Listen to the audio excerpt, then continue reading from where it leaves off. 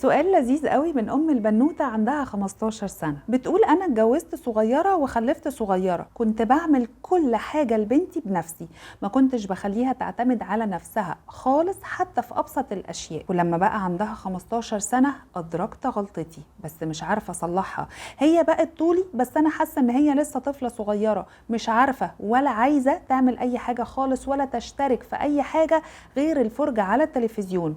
وكل ما أقول لها حاجة تقولي مش عارفة ومش هعرف. نفسي أحسسها إنها كبرت، أنا تعبت وهي لسه عايشة في دور الطفولة. أعمل إيه؟ أسلوب التربية اللي حضرتك اتبعتيه مع بنوتك من وهي صغيرة ممكن يكون وصلها إن هي بقى عندها حاجة اسمها سمات الشخصية الاعتمادية، لازم تعتمد على حد يلبي لها احتياجاتها. الشخص ده ما بيعرفش لا ياخد قراراته بنفسه ولا يلبي احتياجاته معظم الوقت. ممكن تكون كمان بنوتك عايزة تتفادى التعامل مع الناس على قد ما تقدر وتبقى لوحدها، وده بيفسر كلامك ليه هي عايزة تقعد تتفرج على التلفزيون بس، لأن التلفزيون هي قاعدة ساكتة وبتتفرج، مفيش تفاعل، مفيش حد بيسألها عن حاجة ولا بيطلب منها حاجة. ممكن تبقى خايفة لا تتصرف غلط لما تتحط في أي موقف مثلا، فالناس اللي حواليها يغضبوا عليها ولا ما يرضوش عنها ولا يتخلوا عنها، يسيبوها ويمشوا. خلينا نتفق إن أي محاولات صادمة مش هتنفع مع بنتك، محتاجة تغيري تعاملك معاها واحدة واحدة وبالتدريج وبالصبر وبالتكرار، بالراحة خالص.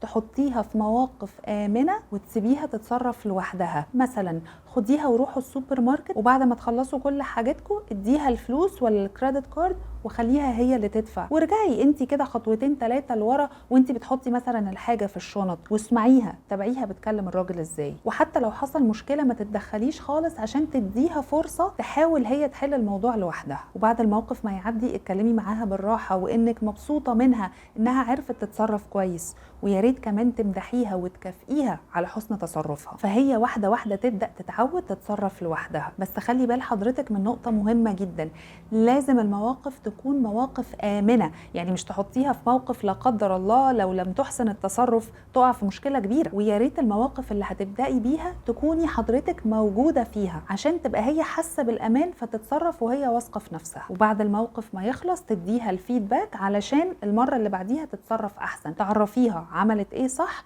وإيه اللي كان ممكن تتصرف فيه بشكل أحسن شوية. تاني نقطة، لازم تبدأي تديها مهمات في البيت، تعلميها ازاي تشغل غسالة الهدوم ولا غسالة الاطباق، ازاي تروق اوضتها، ازاي تنشر الغسيل ولا تلمه وتطبقه وتحطه في الدواليب، ازاي تطبخ الحاجات البسيطة اللي بتحبها، حاجات بسيطة، وحضرتك تشجعيها وتدعميها وتديلها كل مرة فيدباك عن ايه اللي عملته كويس وايه اللي ممكن يتحسن المرة الجاية. وخلي بال حضرتك من حاجة، لازم تتوقعي المقاومة.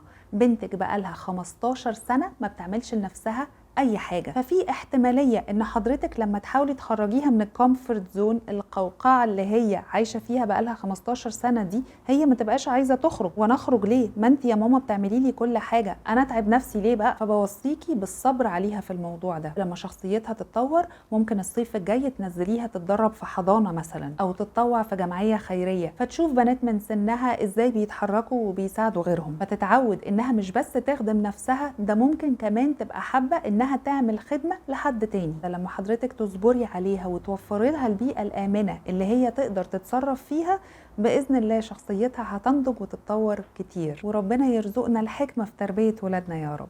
سلام عليكم.